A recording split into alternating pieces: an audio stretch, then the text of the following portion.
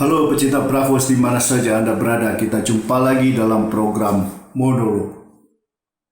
Tema yang saya pilih kali ini adalah bersama Huawei, Indonesia bermain api dengan Amerika Serikat.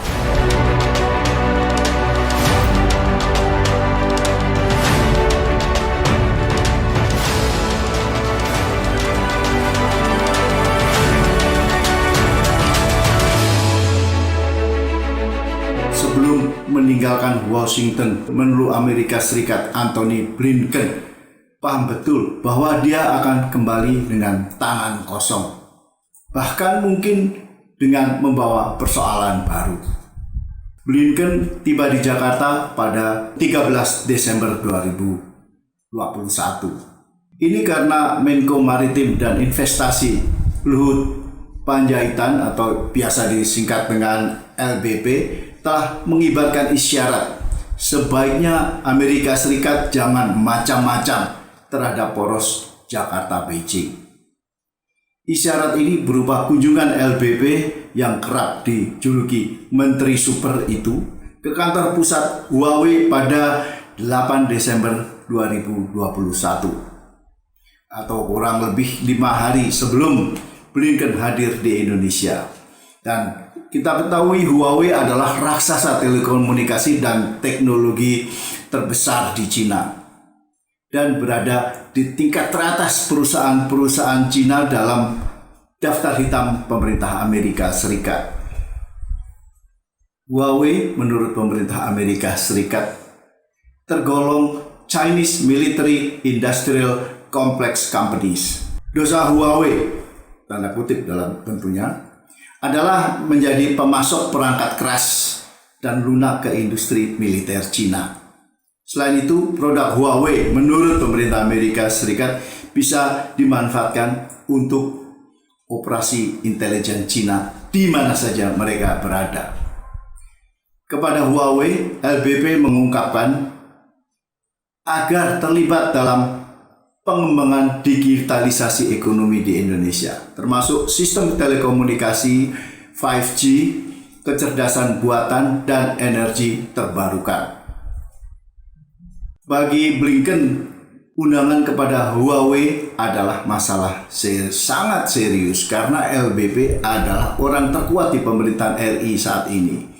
Presiden Jokowi pun tak pernah menutupi ketergantungannya pada LBP, sehingga dia diberi kewenangan lintas kementerian dan menangani masalah-masalah strategis dari soal kesehatan, pertanian, sampai hubungan luar negeri. Jokowi dan LBP tampak tak peduli juga menghadapi opini publik yang beredar luas bahwa dalam kabinet sekarang ini hanya ada satu orang menteri, yaitu LBP. Yang lain itu meskipun berstatus menteri sebetulnya hanya sekadar asisten saja. Dan LBP sendiri tak pernah menutupi keberpihakannya pada Cina. Dia sangat rajin melakukan serangan balik terhadap kritik, antara lain membanjirnya TKA Cina ke Indonesia dan dominasi Cina dalam proyek-proyek strategis pemerintah. Maka tak mengherankan bila tujuan utama kehadiran Blinken di Jakarta adalah berbincang langsung dengan LBP sebagai otak sekaligus pengambil keputusan paling berpengaruh di kabinet. Dan dalam kesempatan itu Blinken tentu juga mengingatkan bahwa pihaknya sedang meningkatkan tekanan terhadap Cina, baik secara ekonomi maupun militer. Hal ini tentu saja bisa berdampak pada poros Jakarta-Beijing yang berkat kegigihan LBP dalam 7 tahun terakhir ini tampak terus menguat. Tekanan terbesar terbaru dari Amerika Serikat terjadi pada 15 Desember lalu, yaitu dengan memasukkan lagi 8 perusahaan papan atas Cina di bidang teknologi informasi dan penginderaan jarak jauh ke dalam daftar hitam. Sama dengan 60 perusahaan Cina yang sudah masuk lebih dulu ke dalam daftar hitam Amerika Serikat, 8 perusahaan tersebut dikategorikan sebagai Chinese Military Industrial Complex Companies. Dan tak cuma perusahaan Cina yang masuk dalam korban daftar hitam pemerintah Amerika Serikat, tapi juga sejumlah perusahaan Rusia, Pakistan, Singapura, dan bahkan Israel juga telah dimasukkan dalam daftar hitam. Alasannya, mereka terlibat dalam pengembangan sistem persenjataan yang membahayakan Amerika Serikat dan menjual perangkat lunak untuk spionase secara ilegal ke berbagai negara, termasuk teknologi atau perangkat lunak untuk mencuri informasi dari telepon genggam dan jaringan teknologi informasi lainnya. Perusahaan Pakistan yang masuk adalah Primetech yang menurut pemerintah Amerika Serikat terlibat dalam pengembangan bom nuklir dan peluru kendali balistik milik Pakistan. Sedangkan dari Singapura adalah Kose Inc. Dan dari Israel adalah dua perusahaan yang cukup terkenal yaitu NSO Group dan Candiru. Sedangkan dari Rusia adalah Moscow Institute of Physics and Technology.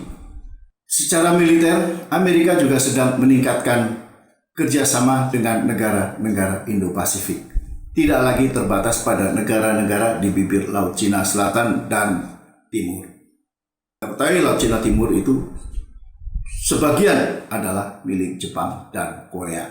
September lalu, Presiden Joe Biden mengumumkan aliansi keamanan Indo-Pasifik yang bernama AUKUS bersama Australia dan Inggris. Dalam aliansi ini, Amerika dan Inggris sepakat untuk memperkuat Angkatan Laut Australia dengan kapal selam bertenaga nuklir. Sebelumnya, pada 2016, Washington membentuk Quad yang merupakan ringkasan dari Quadrilateral Security Dialogue. Aliansi ini terdiri dari Amerika Serikat sendiri, India, Jepang, dan Australia.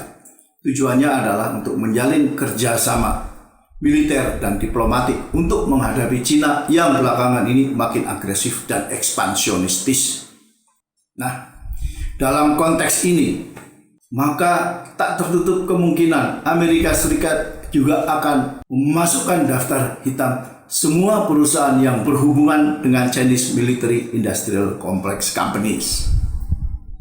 Dalam hal ini, perusahaan-perusahaan Indonesia bukanlah pengecualian.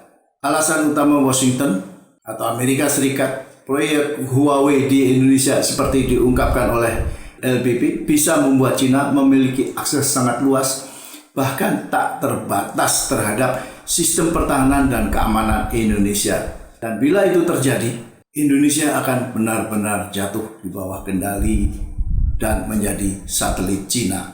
Bagi Amerika, ini haram. Oke, pecinta Bravos di mana saja Anda berada, kita masih akan jumpa lagi dalam program-program monolog yang lain. Sekali lagi, Bravos. Bravos, your digital radio station.